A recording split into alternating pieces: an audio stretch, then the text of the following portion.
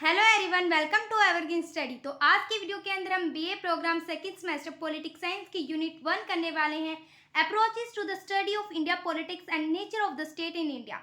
तो हम इस चैप्टर के अंदर बेसिकली रीड करने वाले हैं कि किस प्रकार से जो इंडिया की पॉलिटिक्स है उसको लेकर अलग अलग जो फिलोसफर है उन्होंने अपना अप्रोचेस क्या दिए, उनका दृष्टिकोण क्या है इंडिया की पॉलिटिक्स को लेकर, वो सारी चीज़ें हम इस वीडियो के अंदर रीड करने वाले हैं। उसके साथ ही हम लिबरल, मार्क्सिस्ट और गांधीयन जो अप्रोच है इंडिया की पॉलिटिक्स को लेकर वो भी रीड करेंगे।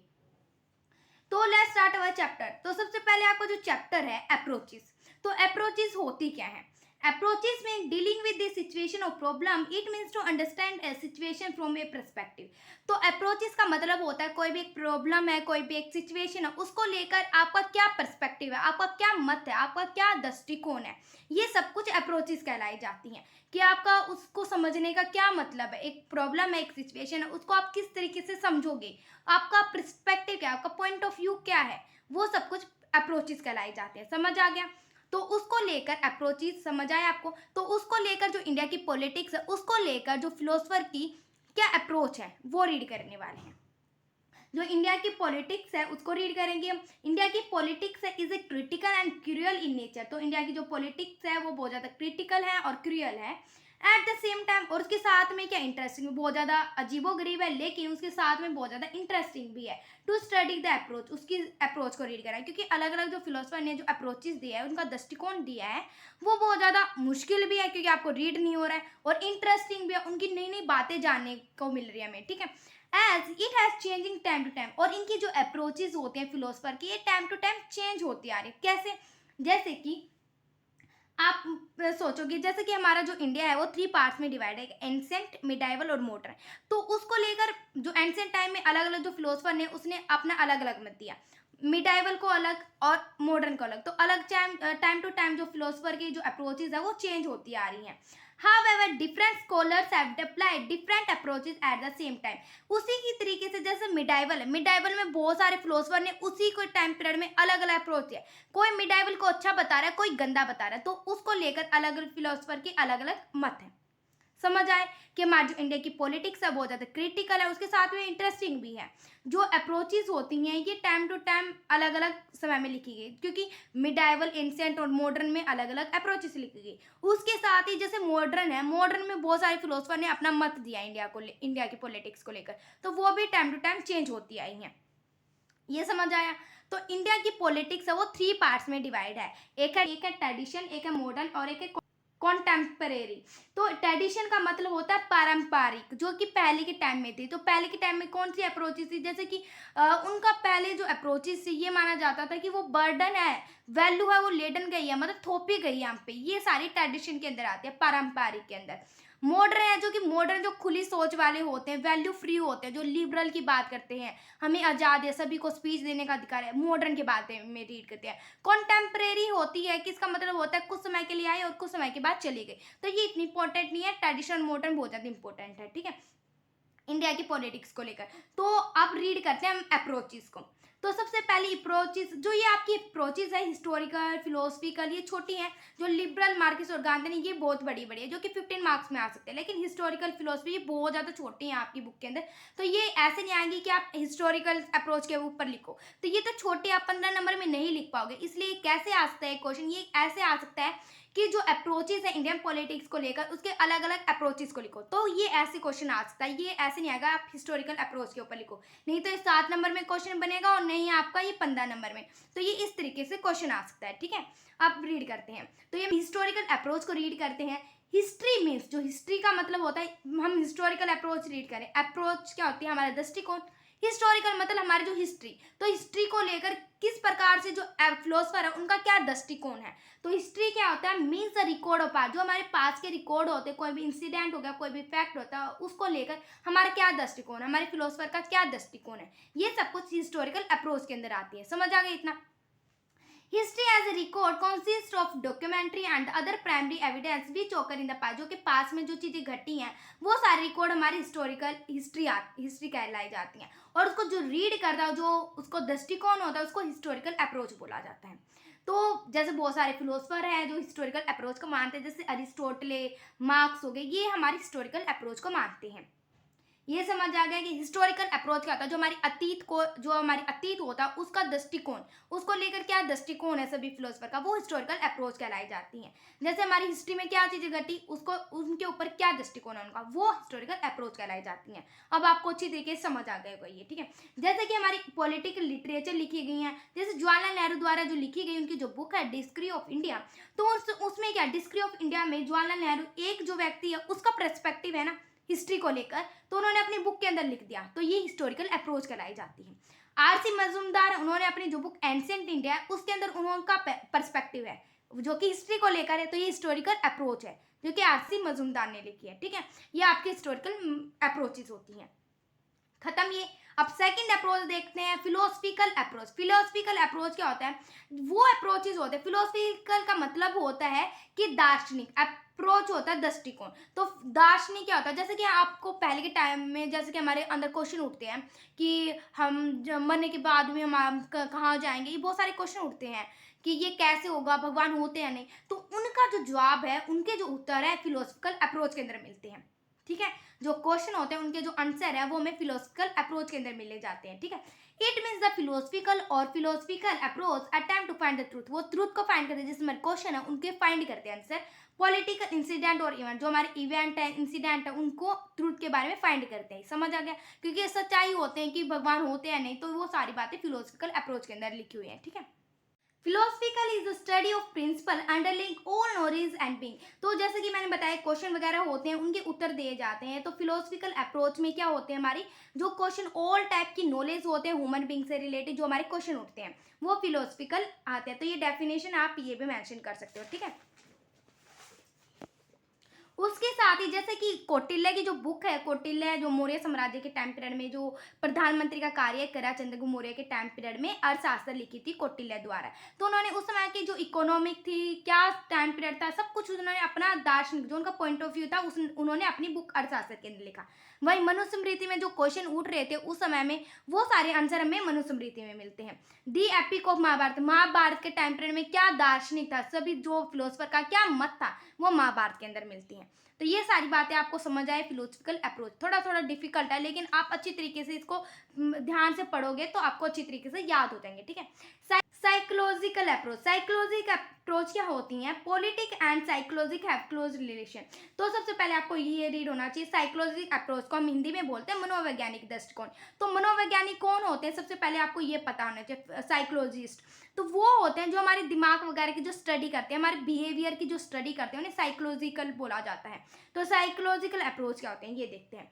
Politics and psychology have close relation, उनका क्लोज रिलेशन है, कैसे ये देखते हैं। साइकोलॉजिस्ट होते हैं normally study the political behaviour, जो हमारा ये साइकोलॉजी हमारी मेडिकल वगैरह से रिलेटेड, लेकिन साइकोलॉजिस्ट इन हमारी पॉलिटिक्स से रिलेटेड क्या, जो हमारे बिहेवियर होता है इंडिविजुअल का या सोसाइटी का, उनको देखने का जो मत होता है वो साइकोलॉजिकल अप्रोच क्या होता है। जैसे कि एक नॉर्मल ह्यूमन बींग्स है, तो उस समय में उनको क्या लगा, एक इंडिविजुअल को लेकर उन्होंने अपनी मत लिखा उसके अंदर, वो दृष्टिकोण है उनका। जैसे स्टडी ऑफ बिहेवियर, एटीट्यूड, ये सारा कुछ हमारे साइकोलॉजिकल अप्रोच के अंदर आता है। समझ आया एक क्वेश्चन। अब इंस्टीट्यूशनल अप्रोच क्या होते हैं। Institution related to structure, institution का मतलब ही क्या होता है, संस्थागत बनावट किसी चीज की, ठीक है। इसका मतलब होता है कोई भी सोसाइटी है उसका structure, direct multifarious activities required to satisfy human need, जो हमारी संस्थागत बनावट है हमारी इंडिया की या फिर वर्ल्ड में जिसकी भी, इंडिया की रीड करें तो इंडिया की पॉलिटिक्स की जो संस्थागत बनावट है जो ह्यूमन की नीड को पूरा करा है, वो इंस्टीट्यूशन अप्रोच कहलाई जाती है। अकॉर्डिंग टू मैकवर एक फिलोसफर, उन्होंने अपनी डेफिनेशन दिया, जो family, government and state all type of organisation which have flourished within the state are institution. क्योंकि एक स्टेट के अंदर हमारी फैमिली आती है, गवर्नमेंट आती है, स्टेट आती है, ऑर्गेनाइजेशन आती है, ये सारी क्या है मिलकर इंस्टीट्यूशनल बोला जाता है उन्हें। क्यों, क्योंकि इंस्टीट्यूशन का मतलब होता है संस्थागत, तो एक संस्थागत एक बनावट है, उसके अंदर एक फैमिली आएगी, गवर्नमेंट आएगी, तभी तो एक स्टेट बनेगा। तो उन्होंने अपने मत में ये बोला है। तो मुझे पता है ये बहुत ज़्यादा छोटे छोटे मैंने लिख रखे, लेकिन आपकी बुक के अंदर ये छोटे छोटे हैं, जो कि जितना आपकी बुक के अंदर है उतना ही आपके एग्जाम के अंदर आएगा। और वैसे मैं एक्स्ट्रा आपको बता रही हूँ, ये आपकी बुक के अंदर बहुत ज़्यादा डिफिकल्ट लैंग्वेज में लिख रखे थे, मैंने ये बहुत ईजी लैंग्वेज में लिखे हैं, जिससे कि आपको अच्छी तरीके से समझ आ जाए, ठीक है। अब बिहेवियर अप्रोच क्या कह रहा जाता है, बिहेवियर होता है इट ले बिहेवियर किसी चीज का किसी भी व्यक्ति का, किसी भी सोसाइटी का किस चीज के ऊपर क्या व्यवहार है, ये बिहेवियर अप्रोच के अंदर आता है। इसका कलेक्शन ऑफ एक्चुअल बिहेवियर, एक मैन का सोसाइटी के ऊपर, पॉलिटिकल के ऊपर क्या उसका बिहेवियर है, ये सब कुछ बिहेवियर अप्रोच के अंदर आता है। It calls of the study of act, आप किस तरीका एक्ट करता है, एटीट्यूड किस तरीके से, आपका preference, exception of man in A politic context, आप पॉलिटिक कॉन्टेक्स्ट में आपका एक मैन है उस इंडिविजुअल का क्या किस तरीके से क्या बिहेवियर है, वो सब कुछ क्या बिहेवियर अप्रोच के अंदर आता है। समझ आया? तो ये छोटे छोटे आपकी बुक के अंदर, इतना डिफिकल्ट नहीं है, आप 1 मिनट रीड कर लेना, आपको अच्छी तरीके से समझ आएगा। जो सबसे इंपॉर्टेंट है वो सारी चीज़ अब आती हैं। सबसे पहले आती है आपकी लिबरल अप्रोच। लिबरल अप्रोच क्या होती है? लिबरल का मतलब होता है उदारवादी। उदारवादी, लिबरल का मतलब होता है उदारवादी। तो उदारवादी कौन होते हैं? जो सभी का उद्धार करने वाले होते हैं, मतलब कि सबके भलाई के लिए सोचते हैं। लिबरल का मतलब होता है स्वतंत्र। लिबरल अप्रोच मतलब स्वतंत्र, जो जिसकी जो सोच होती है वो ज़्यादा स्वतंत्र होती है, वो लिबरल अप्रोच के अंदर आते हैं। ठीक है, जो फिलोसफर ने स्वतंत्र सोच के बारे में लिखा, ठीक है। It recognise the need for development and social change, जो कि लिबरल होता है सभी को ये बोलता है कि स्वतंत्र है। ठीक है, जैसे लिबरल के अंदर सभी तरीके के जो डेवलपमेंट होते हैं हमारी सोसाइटी में, जो चेंजेस ला सकते हैं एक विकास की दौर पे, आपको वो स्वतंत्र कर देना चाहिए, जिससे कि हमारी जो सोसाइटी है वो स्वतंत्र रूप से अपना काम कर सकते हैं। The liberal democratic for stand on the foundation of democracy. ये देखो, यदि हम लिबरल हैं, स्वतंत्र हैं, तो हम क्या है, हमारे देश में डेमोक्रेसी होगी। जैसे कि आप नॉर्थ कोरिया में देख लो, वहाँ पर लिबरल नहीं है, हर कोई चीज़ क्या है, लिबरल स्वतंत्र नहीं है, तो वहाँ पर डेमोक्रेसी भी नहीं है। लेकिन इंडिया के अंदर आपको हर चीज़ की स्वतंत्रता है स्वतंत्रता, इसलिए इंडिया के अंदर डेमोक्रेसी है। तो लिबरल अप्रोच क्या करते हैं, वो स्टैंड हमेशा खड़ी रहती है डेमोक्रेसी के ऊपर, क्योंकि एक डेमोक्रेसी के अंदर क्या है, एक व्यक्ति को क्या है, फ्रीडम ऑफ स्पीच होती है, वो अपनी बोल सकता है कुछ भी, अपना एक्सप्रेशन दे सकता है, फ्री एंड पीरियोडिकल इलेक्शन, अपने इलेक्शन में खड़ा हो सकता है, वोट दे सकता है। हमारे देश के अंदर एडल्ट फ्रेंचाइज है, जिसके अंदर क्या है, हम अपना जो 18+ होते हैं वो क्या है, वोट डाल सकते हैं। तो ये सारी चीज़ें क्या है, लिबरल उदारवादी है, सभी के विकास के लिए कर रहे हैं और स्वतंत्र है। इंडिपेंडेंट जुडिशरी, हमारे देश के अंदर जो हमारी न्यायपालिका है वो भी स्वतंत्र है, अपना खुद का न्याय ले सकती है। जैसे कि अलग अलग होते हैं, न्यायालय होते हैं, तो हमारी जो जुडिशरी होते हैं, हाई कोर्ट होते हैं, सुप्रीम कोर्ट होते हैं, वो स्वतंत्र होती हैं। वो यदि एक प्रेसिडेंट है या एक नॉर्मल ह्यूमन बींग्स है, दोनों कानून की नज़र में क्या है, अपराधी हैं, तो वो सजा इक्वली देती है, वो इंडिपेंडेंट है। ठीक है, लॉ है हमारे देश के अंदर, रूल ऑफ लॉ के अंदर क्या आता है कि हमारे देश के अंदर जो कॉन्स्टिट्यूशन है उसके अंदर ही ये चीज़ें लिखी हुई है कि हम स्वतंत्र है। जैसे हमारी फंडामेंटल राइट है डीपीएस पे, जैसे कि मैंने आपको वीडियो में बना भी रखी है फंडामेंटल राइट और डीपीएस पे, तो आप वो भी इसके अंदर मेंशन कर सकते हो, क्योंकि हमारे फंडामेंटल राइट होते हैं, हमारे मौलिक अधिकार होते हैं, जिसके अंदर क्या है, हमें स्वतंत्र रूप से अपना आज़ादी करने का अधिकार है। जैसे कि हमें फ्रीडम है असेंबली होने का, मतलब अपना एकजुट होने का अधिकार है। जैसे कि आप पहले के समय में देखो, वो लिबरल अप्रोच नहीं होती थी। पहले के टाइम में क्या होता था, जो ब्रिटिश लोग बोला जाता था वही हमारे अकॉर्डिंग काम करना होता था। लेकिन जब हमारा कॉन्स्टिट्यूशन बना, उसके अंदर क्या आप सभी लोग इकट्ठा हो सकते, आपको अच्छे कानून नहीं लगते कानून द्वारा बनाए गए, तो आप क्या वहाँ पर क्या कर सकते हो, धरना रख सकते हो। जैसे कि आप जो जैसे कि हमारे कुछ समय पहले ही हमने देखा था, कृषि कानून को लेकर सभी लोग असेंबली करी थी और क्या है, उन्होंने धरना प्रदर्शन किया था। तो हमारे देश के अंदर ये है, जो कि लिबरल अप्रोच के बारे में बात करें ना, कि सभी लोग इकट्ठा हो सकते हैं उदारवादी सोच के अकॉर्डिंग। तो लिबरल अप्रोच के बारे में ये सारी चीज़ें बातें लिख देनी है, जो मैं क्या एग्जाम्पल बता रही हूँ आपको। ठीक है, जैसे मैंने लिख थोड़ा रखा है, लेकिन मैं जो बता रही हूँ आपको वो एग्जाम्पल डाल के आनी है। ठीक है, उसके साथ ही एफ फ्रैंकलिन है, एक फिलोसफर है, उन्होंने क्या एक डेफिनेशन दी है लिबरल अप्रोच को लेकर। Liberal scholar have stated that the need of acceptance of the centrality of the state. जैसे कि उन्होंने एफ फ्रैंकलिन ने क्या बोला है कि जो हमारा सेंट्रल है, जो हमारी स्टेट, जो हमारी सेंट्रल गवर्नमेंट होती है, हमारी केंद्र सरकार होती है, उसको इंडिपेंडेंस होना चाहिए। क्यों? क्योंकि जो हमारी स्टेट गवर्नमेंट होती है वो हमेशा ये बोलती रहती है नहीं, जैसे अलग अलग, जैसे कि आप एक सेंटर है, सेंटर गवर्नमेंट और एक स्टेट गवर्नमेंट है, तो सेंटर में पूरी स्वतंत्र होगी, वो अपने अकॉर्डिंग काम कर सकेगी, लेकिन स्टेट गवर्नमेंट को बोल देता नहीं आप ऐसा मत करो। तो क्या है, वो उसको इंडिपेंडेंट होना पड़ेगा, जिस तरीके से वो लोगों के लिए, डेवलपमेंट के लिए अलग अलग कानून लेके आएगी। इसलिए क्या बोलता है कि जो एफ फ्रैंकलिन ने बोला है कि हमारी जो इंडिया गवर्नमेंट है उसको सेंट्रलिटी करना पड़ेगा, मतलब केंद्रीकरण करना पड़ेगा, हमारी केंद्र सरकार को ज़्यादा पावर देनी पड़ेगी, जिससे कि क्या है, हमारे जो देश में क्या है वो डेवलपमेंट के कगार पे ला सके। तो एफ फ्रैंकलिन ने ये बोला है। उन्होंने एग्जाम्पल भी बताया कि जो कांग्रेस 4 डिकेड से उन्होंने मतलब धरना प्रदर्शन किया और जिसके बाद क्या हमें इंडिपेंडेंट मिली। तो एक लिबरल बात करें कि हमें क्या अपनी स्वतंत्रता के लिए लड़ाई करनी चाहिए, लिबरल अप्रोच बताता है ये, ठीक है। मोरिस जोन्स उन्होंने बोला है कि जो डेमोक्रेटिक है वो डिफरेंट डिफरेंट लेवल पे होती है। यदि एक कंट्री के अंदर डेमोक्रेटिक है तो हम इकोनॉमिक और पॉलिटिक रूप से उठ सकते हैं, यदि हमारे देश में डेमोक्रेटिक नहीं है तो हम इकोनॉमिक और पॉलिटिक रूप से नहीं उठ सकते। जैसे कि उन्होंने बोला है कि एक डेमोक्रेटिक गवर्नमेंट होती है तो वहां पर क्या होता है, यूनिवर्स एडल्ट सफरेज होता है। यूनिवर्स एडल्ट सफरेज का मतलब होता है कि आपको वोट डालने का अधिकार है, आप विदाउट एनी डिस्क्रिमिनेट, आप सभी को 18 के होते हो, 18 से अबो होते हो, आपको वोट डालने का अधिकार है। ये सब कुछ यूनिवर्स एडल्ट फ्रेंसिस बताता है। जो 18 के होते हैं और 18 से अबो होते हैं उनको वोट डालने का अधिकार होता है। ये सब कुछ हमारी यूनिवर्स एडल्ट सफरेज बताता है, ठीक है। तो ये मोरिस जोन्स से बताया कि एक डेमोक्रेटिक गवर्नमेंट ही इकोनॉमिक और पॉलिटिक रूप से किसी भी व्यक्ति को उठा सकती है। लिबरल अप्रोच जो स्वतंत्र रूप से होते हैं, तो आप और में एग्जाम्पल डाल सकते हो जिस प्रकार से हमारे देश में बहुत ज़्यादा चीज़ें स्वतंत्र है और इससे हमें हमारा जो बहुत ज़्यादा विकास हो सकता है। तो ये सारी बातें आपको इस तरीके से बता देनी है, ठीक है। कुछ एग्जाम्पल इसमें मैंने लिख रखे, कुछ मैंने बताए हैं और कुछ अपने अकॉर्डिंग आप लिख सकते हो। अब हम रीड करते हैं मार्किस अप्रोच। तो मार्किस जो अप्रोच है वो कार्ल मार्क्स ने दी है।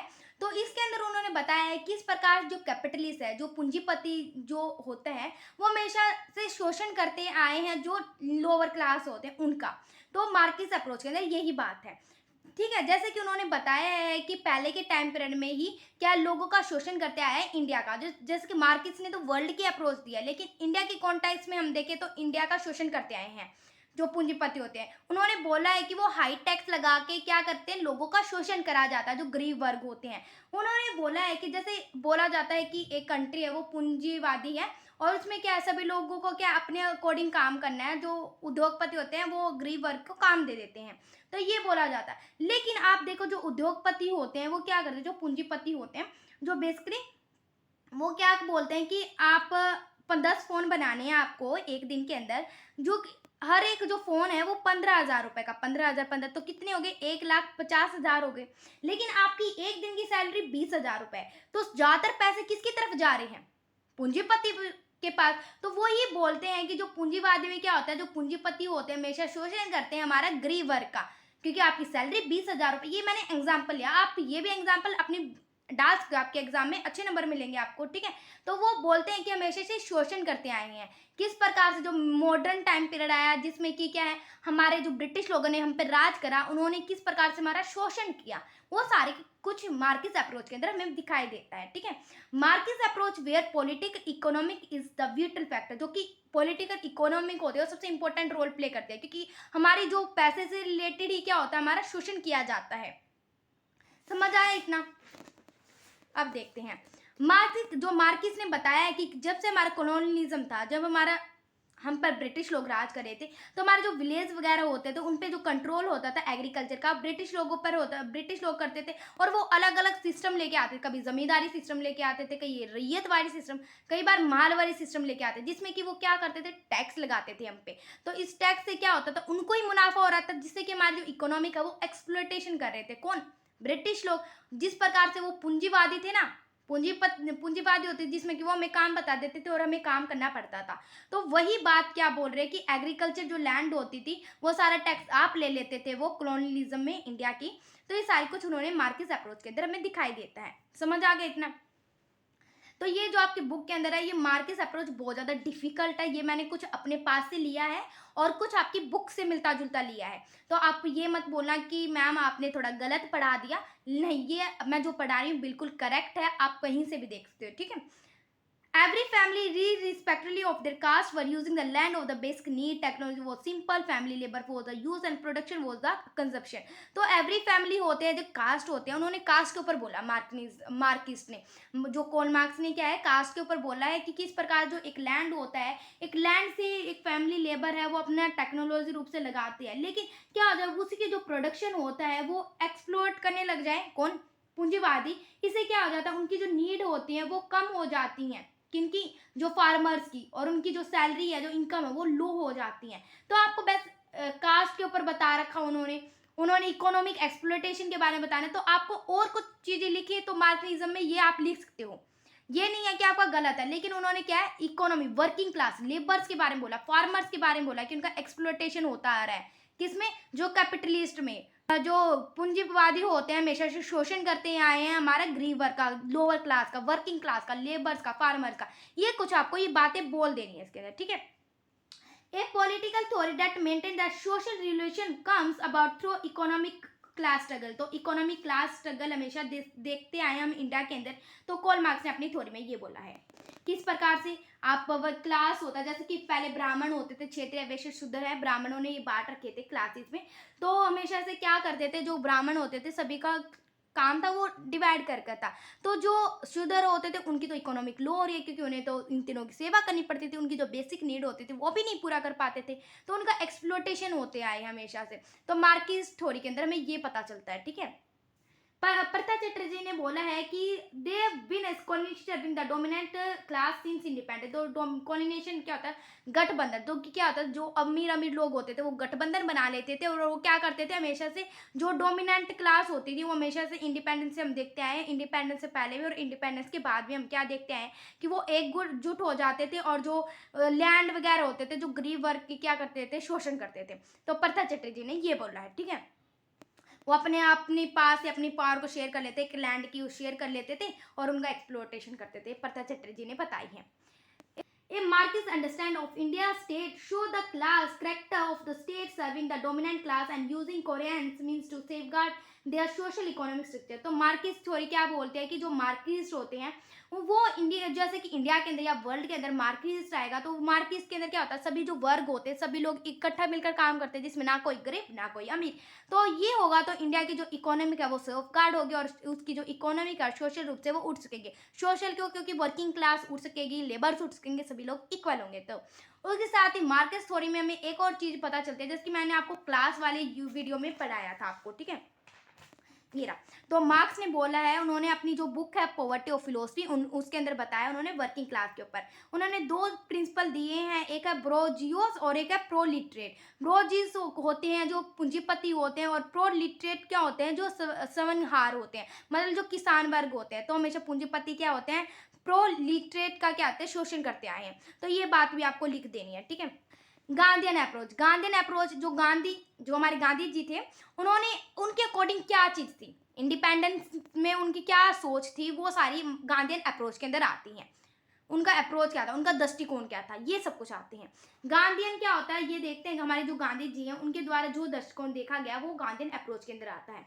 Study the nature of state in based on concept of Swaraj. क्योंकि हमारे जो इंडिपेंडेंस से पहले क्या था, जो हमारे फ्रीडम फाइटर्स थे, उन्होंने हमेशा से ये सोचा था कि हमें स्वराज नहीं चाहिए, हमें आज़ादी नहीं चाहिए, हमें क्या चाहिए, जो ब्रिटिश लोग हम पर आज़ादी करें, हमें कुछ छूट दी जाए, वो चाह रहे थे। लेकिन जब गांधी जी आए 1914 में इंडिया के अंदर आए, क्योंकि वो पहले साउथ अफ्रीका में अपनी स्टडी कर रहे थे, लेकिन जब 1914 में वो इंडिया के अंदर आए तो वो देखते हैं कि ये क्या शोषण कर रहे हैं इंडिया का, और किस प्रकार से जो हमारे फ्रीडम फाइटर है वो खाली क्या कर रहे हैं, उन्हें कुछ अधिकार चाहिए थे। लेकिन गांधी जी जब आए उनका ये कॉन्सेप्ट था कि हमें स्वराज चाहिए, पूरी इंडिपेंडेंस चाहिए, हमें कुछ आधा अधूरा नहीं चाहिए, हमें पूरी इंडिपेंडेंस चाहिए। तो गांधी अप्रोच के अंदर हमें स्वराज के पता चलता है कि हमें आज़ादी चाहिए, कंप्लीट इंडिपेंडेंस चाहिए। It means absence of aligned rule and establishment of the self government। तो जो अलाइंड पावर होती हैं वो किस प्रकार से, अलाइंड क्या होता है, जो कि विदेश जो लोग थे, जो ब्रिटिश लोग थे, किस प्रकार से हम पर रूल कर रहे थे, वो हमें नहीं चाहिए, हमें सेल्फ गवर्नमेंट चाहिए, हमारी इंडिया की खुद की गवर्नमेंट चाहिए। वो गांधी जी की अप्रोच थी। तो ये गांधी अप्रोच के अंदर आता है, गांधी जी का जो दृष्टिकोण था, ठीक है। हमें नॉन वायलेंस, हमेशा गांधी जी क्या मानते थे, हमेशा नॉन वायलेंस पे अपना दृष्टिकोण रखते थे। उनका मानना था यदि वॉयलेंस हो जाएगा तो बड़े पैमाने पर युद्ध हो सकता है, तो हम क्या सिर्फ नॉन वायलेंस रहे, हम चुपचाप अपना मांग को पूरी करवाएं। तो हमेशा आपने देखा हो सत्याग्रह, गांधी जी ने बहुत सारे सत्याग्रह करे, नॉन कॉपरेशन मूवमेंट करी, उन्होंने सिविल डिसोबीडिएंट मूवमेंट करी। उसने गांधी जी ने कोई भी हथियारों के द्वारा नहीं करी, नॉन वॉयलेंस, चुपचाप रह के उन्होंने आंदोलन करे और उससे हमें आज़ादी मिली। तो गांधी जी का अप्रोच क्या थी, नॉन वॉयलेंस थी। जो गांधी जी थे वो टू कॉन्सेप्ट पे चलते थे, एक ट्रूथ, हमेशा सच्चाई के मार्ग पे चलते थे, और नॉन वायलेंस चलते थे। First during his period in south Africa, तो पहले उन्होंने साउथ अफ्रीका के अंदर गांधी जी की अप्रोच हमें देखने को मिली, non violence and truth, swaraj, ठीक है, ये सारी चीजें। लेकिन बाद में लेटर हमें इंडिया के अंदर देखने को मिली 1914 के बाद, क्योंकि 1914 के बाद वो इंडिया के अंदर आए थे, ठीक है। वो हमेशा सत्याग्रह चाहते थे। सत्याग्रह मतलब कि हमेशा चुपचाप झगड़ा ना होते हुए हमें चुपचाप आंदोलन करने, सत्याग्रह चाहते थे हमेशा, ठीक है। सर्वोदय, सर्वोदय का मतलब होता है यूनिवर्स अपलिफ्ट। तो अपलिफ्ट क्या होता है, हमेशा उठाना, यूनिवर्स को मतलब प्रोग्रेस टू और सभी को उठाना। ये नहीं है कि उच्च वर्ग को उठाए, नहीं, सभी को, मतलब एक गरीब वर्ग है, वर्किंग क्लास है, लेबर्स है, फार्मर, सभी को ही यूनिवर्स, सभी को ही प्रोग्रेस उठाना में, ठीक है, उनकी तरक्की करनी है इकोनॉमिक रूप से, सोशल सोसाइटी में, सब कुछ, ठीक है। स्वदेशी, हमेशा वो स्वदेशी को मानते हैं। स्वदेशी क्या होता है, जो इंडिया ही है, स्वदेश मतलब हमारा जो देश है, उसकी चीज़ों पर ही मानते थे कि हमें खादी के कपड़े डालने चाहिए, जो इंडिया में चरखा है उसका यूज़ करना चाहिए, तो हमेशा वो मानते थे। लेकिन ये नहीं है कि वो टेक्नोलॉजी को नहीं मानते थे, वो टेक्नोलॉजी को भी मानते थे, लेकिन वो चाहते थे कि इंडिया की ज़्यादातर विकास हो स्वदेशी के कारण, ठीक है। दलाई लामा का क्या पर्सपेक्टिव है गांधीन अप्रोच को लेकर, वो रीड करते हैं। We have a big war going on today, हमारा जो बिग वॉर हो रहा है वर्ल्ड में, क्या है, वॉर होते जा रहे हैं, लेकिन हमें क्या चाहिए, वर्ल्ड में शांति चाहिए। वॉर होते जा रहा है between the force of mind, mind के द्वारा, माइंड लोगों की नई नई विचारधारा है उसके द्वारा क्या लोग वॉर कर रहे हैं। Force of mentalism between democracy and tolerism, तो कुछ डेमोक्रेसी चाह रहे हैं, कुछ टोलरिज्म चाह रहे हैं, मतलब कि कुछ मोनार्की चाह रहे हैं, कुछ साम्यवादी चाह रहे हैं, ठीक है। It is a precisely to fight their big war that the Gandhi philosophy need in the contemporary times। तो यदि हमें इस वॉर को खत्म करना है तो हमें गांधी जी की अप्रोच चाहिए, जो कि क्या है, हमेशा सेल्फ गवर्नमेंट चाहिए, नॉन वोलेशन तरीके से, क्योंकि क्या है, लोग क्या कर रहे हैं, वॉर कर रहे हैं, लड़ाई कर रहे हैं हथियारों के द्वारा, तो हमें क्या चाहिए, नॉन वोलेंस चाहिए, ट्रूथ के मार्ग पे चलना चाहिए। तो दलाई लामा ने गांधी अप्रोच के बारे में ये बोला है, ठीक है। तो गांधी जी के 4 पिलर्स है, हमेशा ट्रूथ के मार्ग पे चलना है, नॉन वायलेंस चलना है, सर्वोदय, सर्वोदय मैंने बताया यूनिवर्स अपलिफ्ट करना है, सत्याग्रह करना है, ठीक है, ये उनके 4 पिलर है। तो ये चैप्टर है आपका यहीं खत्म होता है। If you like video then like share and subscribe my channel. और इस चैप्टर से रिलेटेड आपको पीडीएफ चाहिए तो आप मेरे टेलीग्राम चैनल से जुड़ सकते हो, मैंने लिंक है डिस्क्रिप्शन में लगा दिया, ठीक है। Thank you for watching.